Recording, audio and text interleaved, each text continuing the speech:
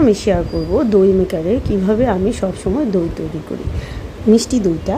তো আমি চুলায় 1 কেজি দুধ বসিয়ে জাল করে নিয়েছি, প্রায় 3 পা করে নিয়েছি। আর এদিকে ক্যারামেলটা তৈরি করে রেখেছিলাম।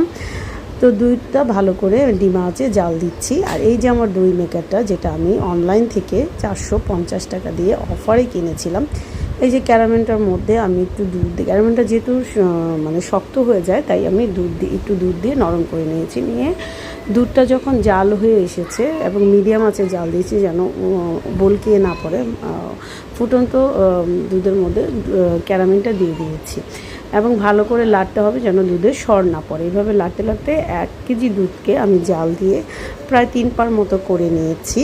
এই যে ক্যারামেলটা মেশাতে গিয়ে আমার হাতটাও পুড়ে গিয়েছিল, তারপর আমি ভিডিওটা অফ করিনি। যেহেতু আমি পণ করেছি আজকে দইয়ের রেসিপিটা শেয়ার করব, তাই করেই ফেললাম।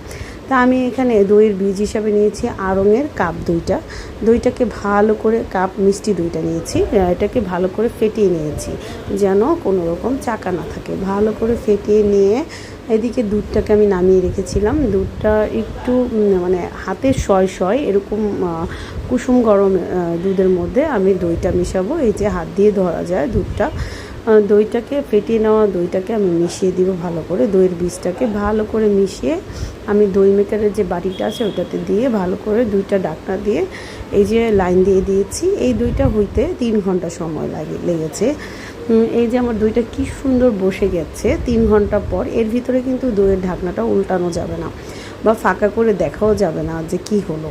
এই যে আমার সুন্দর করে দইটা বসে গেছে। এই যে আমি চামচ দিয়ে উঠিয়েও, মানে 1 চামচ উঠিয়ে দেখেছি, খুব চাকা বেঁধে গেছে।